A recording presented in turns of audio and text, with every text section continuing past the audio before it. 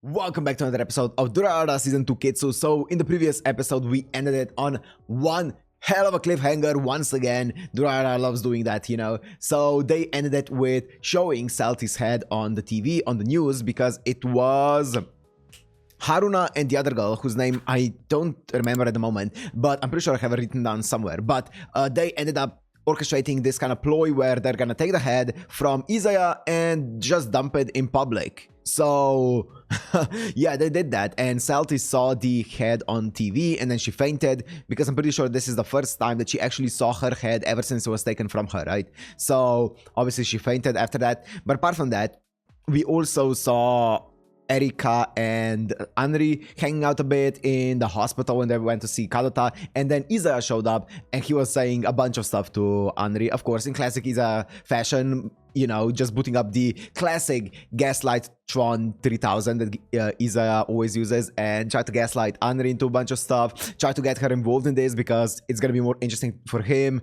Just, you know, the classic Izaya moves. But yeah, we also saw that, and then not Izaya, but Haruna and Andre also met. So, and also we saw a bit of Kujiragi just kind of being free now, right? After Izaya killed every one of her higher-ups.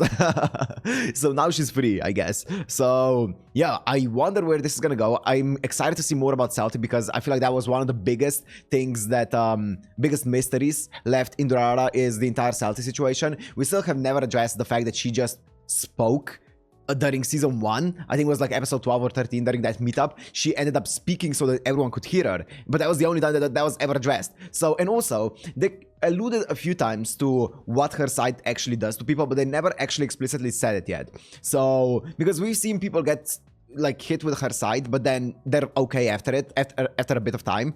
It kind of just like either paralyzes them or knocks them out for a bit and then they're fine.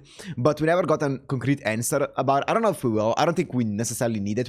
We can let the imagination do its work, but yeah, we never got an actual explanation about it. So yeah, it's nice to see more of Salty being an arc, and obviously then there we have the friend trio arc as well, which needs to happen. So I'm excited. I'm really excited, but let's find out. So if you want to watch this uncut and unblurred, as always, on my Patreon down in the description. And let's go into Durarara Season 2 Ketsu, Episode 3. Dude!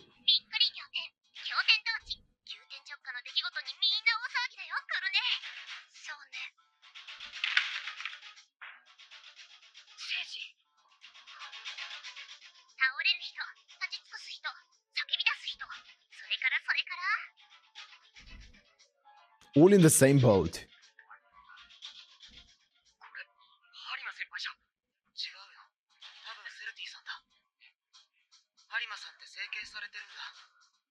Yep.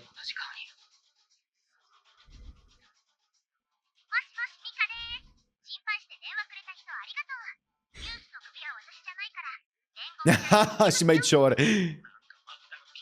do that.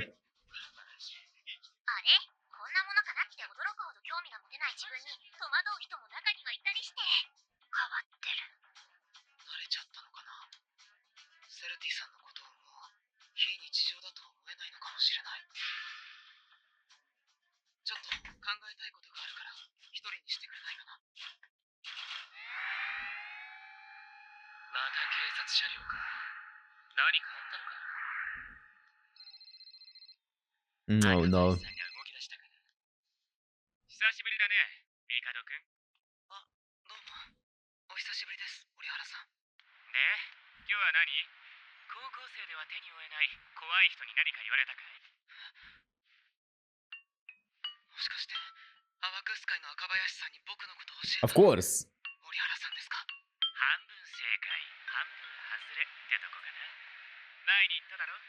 君に敬意を表して、ダラーズの創始者だっていう情報は占いでおいてあげるってさ。ただ例外はあるよ。例外？俺のところに来た時点で赤林さんはもう君がダラーズのボスだって当てつけた。 Bro, what a bunch of BS. He's told it to... Wait, was it Anri and Kida that he told that he's the boss of dollars? He's so full of bro. He's so full of it. さすがに嘘を伝えることは俺の商売そのものを否定することになるからね。そこで俺の方からも聞きたい。はい。なんで君はまだそこにいるんだい？ Actually, I don't think it was Andre. I think it was just Kida, right? そんなに怯えなくてもいいよ。 Ooh. あなたのサイカなら距離なんて関係ないでしょ。ダラーズのサイトで見ました。新川先輩のお父さんが先輩のことを探してるって。父さんが？帰ってあげた方がいいと思います。いやよ。父さんより高志を探すことが Yeah? 重要なの。それで、新川先輩は私を殺しに来たんですか？ Bro.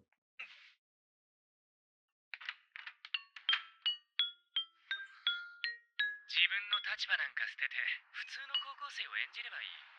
もうしずちゃんもダラーズの一員じゃないし、ドタチンが事故ったことも君は知ってるんだろ？なのにどうして君はまだそこにいる？どれだけ危険なことか分かっているだろうに。折原さんが言ったんですよ。非日常を味わうためには進化し続けるしかないって。それを鵜呑みにする必要なんかない。Backpedaling. は君だ。はい。だから折原さんが何もしていなかったとしても、多分僕はこういうことになっていたんだろうなって。やだな。まるで俺が裏で何かしてる Oh みたい no, な。 he would never. He would 何かしない never. わけないじゃないですか。 Yeah. カンラさんが正臣に正体を教えたのも折 Yes. 原さんですよね。 Here we go. だとしたらどうするんだい？俺を軽蔑するかな？それとも憎むかい？その言い方、やっぱり折原さんなんですね。ありがとうございます。あなたを殺しに来たって Mmm. 言いたいところだけど、許してあげる。昔の私なら絶対に許さなかったでしょうね。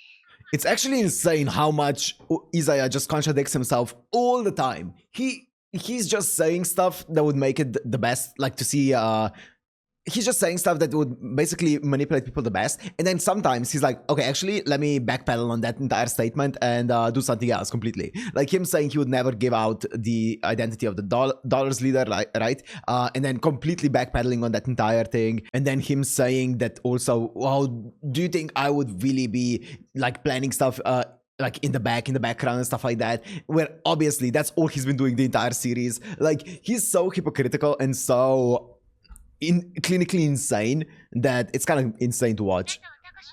Kind of respect it to a point. その上拒絶して、本当に許されることじゃないけれど、あなたに刺されて私も大人になったの。サイカの声。あなたがいつも聞いている本物の声にさらされて、私はあなたに支配された。私はもうめちゃくちゃよ。タカシを切って、タカシに切られて、お互いぐちゃぐちゃに混ざり合おうと思ってたのに。その前にあなたに怪我され、蹂躙されたのよ。でも、 Why are you blushing? たとえこの身が汚されても、タカシから嫌われても、私の愛は変わらないって。あなたへの憎しみすら愛に変えてみせるって。私は自力であなたのサイカをねじ伏せたわ。だけど、ねじ伏せただけ。私の中にはあなたのサイカがいるの。私のサイカとは別物のはずだったのに、私の中で混ざり合ってるの。そうなんですか。何を人事って顔してるの？私は責任を取れって言ってるのよ。手を組みましょう。そう言って。Ah. 龍神ね帝くんに木田正臣くん。どっちも気になってるけど、二股かけてるわけじゃないのよね。そのことがなければ、僕、 Guilt trip her into joining you. 正臣にも園原さんにも隠し事をしたままだったんだと思います。大切な人たちに負い目を持ったまま、ダラーズっていう波に流されていたかもしれない。今の君がやっていることは負い目にならないのかい？ダラーズを作ったことがそもそも僕の負い目です。だから全部ダラーズの中に組み込んでリセットしたいんです。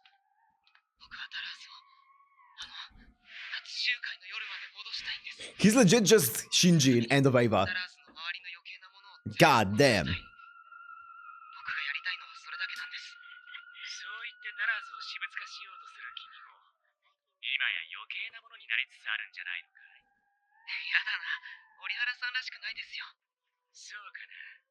だって僕はもうとっくに余計なものじゃないですか。二人に手を出さないでください。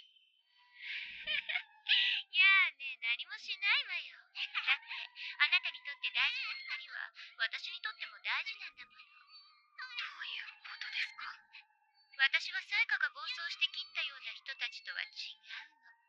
あなたがあなたの意志で私を支配しようとして切ったのよ。私の中に流れてきたのがサイカの声だけだと思ってた。私もね、最初は気づかなかった。だけどサイカをねじ伏せ自分を取り戻すと、私の中に別の感情があることに気づいたの。竜ヶ峰帝に木田正臣、まとも Oh, に会って話したことすらない子たちによ。 it's her feelings. あなたの感情に迷いがあってよかった。もしも Oh. タカシへの愛と同じぐらいの感情が湧き上がっていたら、私は自分の体を3つに切り裂いていたかもしれない。私の感情。もうその感情は私の体に染みついているの。私はただその責任を取れって言ってるだけ。責任って何をすればいいんですか？だからタカシへの愛を実らせるのに協力してほしいの。代わりに私もあなたの恋に協力してあげる。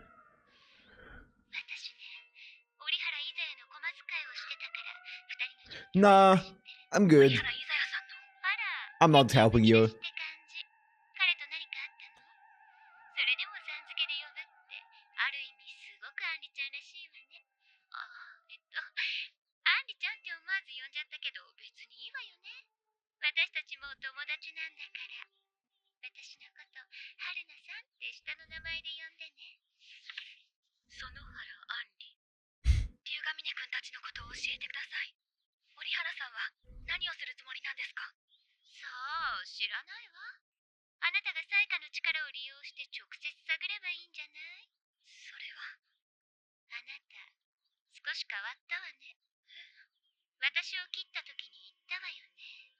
サイカは寂しがり屋だから愛してあげてくれ。抑え込んだとか利用したとか、そんな寂しいことを言わないでくれって。それなのに今はまるであなたがサイカを抑え込もうとしてるみたい。図星みたいね。それじゃああなたのサイカ、私がもらってあげましょうか。サイカをですか？それはお断りします。 Good, good. Stand your ground. いい話だと思うんだけどな。 Good job, Henry. 断ってくれてありがとう。これで戦う理由ができたわね。友達同士でも殺し合いの喧嘩ぐらいたまにはするわよね。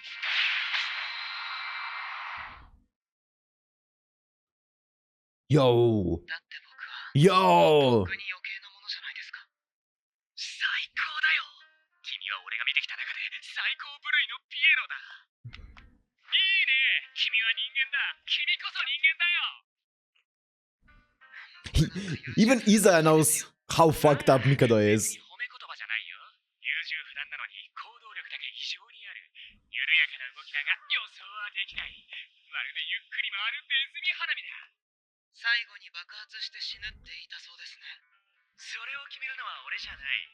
どっちに進むかを決めるのは君次第だ。暗い海の底を歩くか、それとも日の当たるビーチに戻るか。でも僕が立ちたいのはどっちでもないんだと思います。へえ。その例えで言うなら、僕はただ波打ち際に立ちたいんです。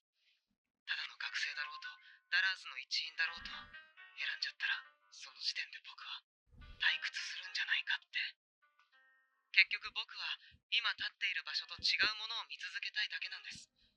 だからその波打ち際でボートに乗って波に揺られながらぐるぐる回り続けたいって言えばいいのか。自分は常にニュース映像のカメラの中に映り続けるギリギリの野獣までいたい。 Yeah? そのためなら大釜にも消防士にもなる最低のマッチポンプ野郎ですね。つまり君は人の不幸も幸福も最前線で独り占めしたいんだね。神気取りで。神様じゃなくて悪魔。それ、イザヤさんのことですよね。今、That's what I kept saying. 俺のことをイザヤさんって呼び換えたのは偶然かな。それ重要なことですか？Hmm. 悪い悪い。趣味が人間観察なものだから、変化には目ざとくてね。でも安心したよ。君は全く変わってない。Yep, I agree with 今 that. の君は、周りの人からおかしくなったとか、誰かに騙されてるとか思われてるだろう。だけど心配することはない。俺が保証してあげよう。そんなのは、ダラーズを結成した時に言うべき言葉だ。あれだけの人数を集めて、一企業を携帯メール一つで敵に回そうなんて考えた時点で、君は確かに狂っていた。それでも君は、歪んだ空気を抱えたまま日常を歩いてみせた。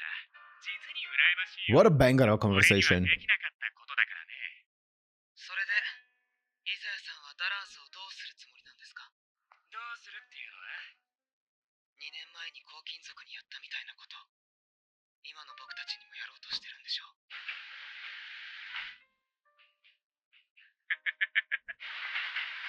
キラ君と距離を置いてる君がそこまでたどり着いてるとは思わなかった。できることなら、イザヤさんには味方になってもらえると嬉しいんですけどね。どうだかな。俺が見たいのは結局自分以外の人間さ。予想もつかないような局面の中でどう動くのか。それを観察するためなら俺はいくらでもマッチとポンプを使い捨てるよ。やっぱり、あの首も。そうだ、それで電話したんでした。イザヤさん、お昼のニュースご存知ですか？いや、さっきよう済ませてません。 So, okay.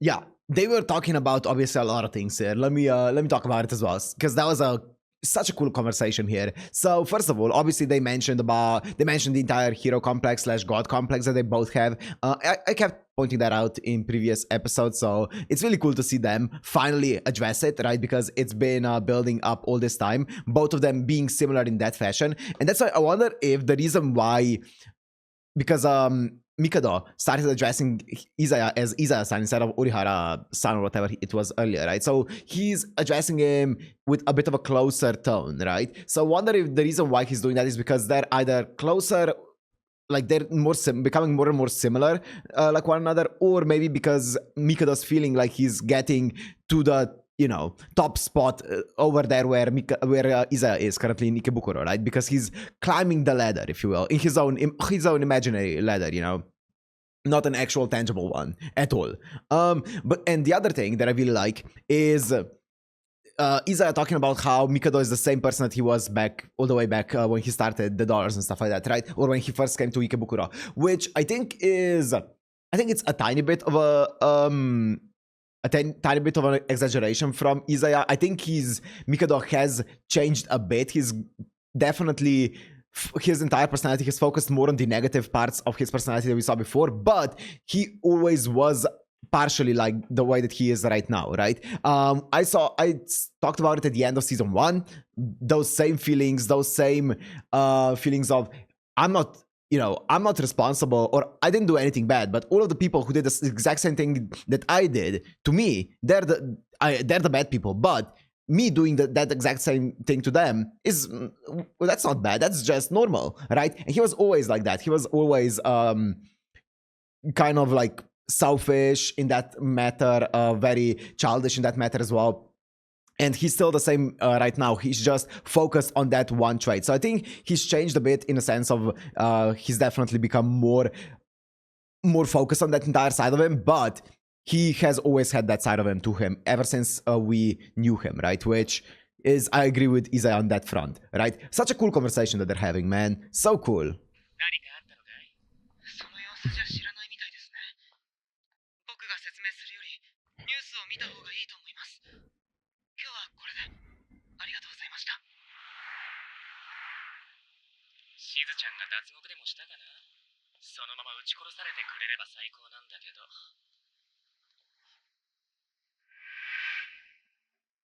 そうか、そうきたか。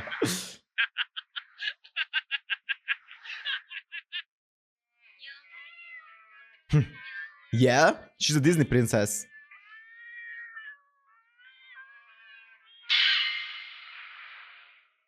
Ooh. その原さん、優しいのね。問答無用で私を突き刺していれば。Oh, also, I forgot to say this earlier as well when I was talking about it. I really like how Izaya's basically just calling out Mikado for being like, yo, you're actually so hilarious. You're actually so entertaining, which basically translates to you're actually such a weirdo and so crazy, which I feel like is very on brand, which is very, I feel like he's on point there, right, with Mikado. He is crazy. Currently, he's definitely going down a route that anyone could see it being very destructive and very bad. And even Isa is calling it out, being like, yo, you're wild. にならなかったでしょうに。あなたを切る理由はあっても、殺す理由はありません。本当に理由があれば殺すって雰囲気じゃない。Nah. 君まさかまだ自分が人間だなんて考えてないよね。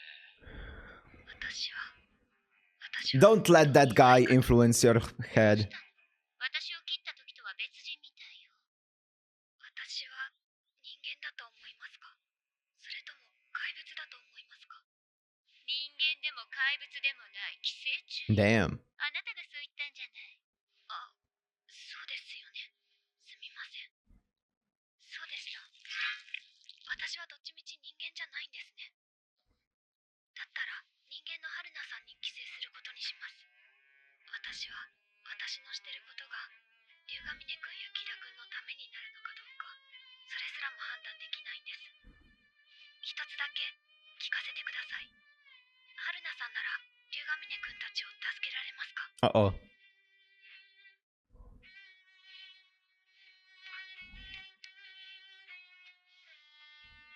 が逃げます。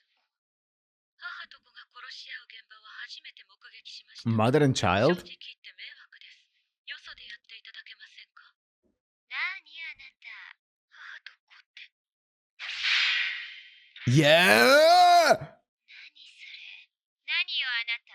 申し遅れました。私はクジラギカサネです。これはサイカ本体の一振りです。 Yep, we do know that. But this is the first time we're seeing it in action from her. Whoa! She's insane. 母に逆らうことは問題ありません。反抗期、独り立ち、理由はいろいろありますから。ただ、母に牙を向けるのは道義に基づく行為だと考えています。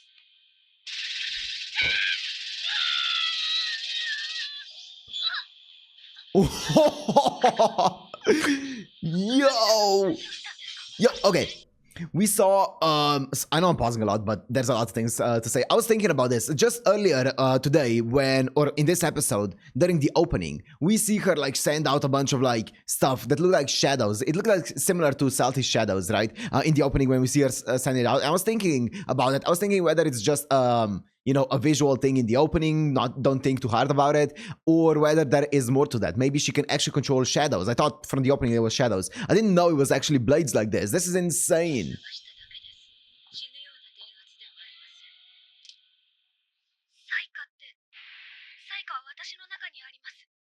それに、今のとてもサイカには見えませんでした。あなたはサイカを全く使いこなせていないようですが、先ほどの状況もサイカを2本出せば、簡単に彼女を制圧できたと思いますが。サイカを2本？まさか、サイカが1本の日本刀としての素晴らしいとでも。私は迷っています。自由を手に入れた直後にあなたと巡り合ったことは一つの運命なのではないかと。あなたのサイカ、私に譲るつもりはありませんか？クジラギさんはもうサイカをお持ちじゃないんですか？はい、持っています。じゃあどうして？自家用と商品は違うという話です。商品？契約済みの商品の一つがサイカなものですから。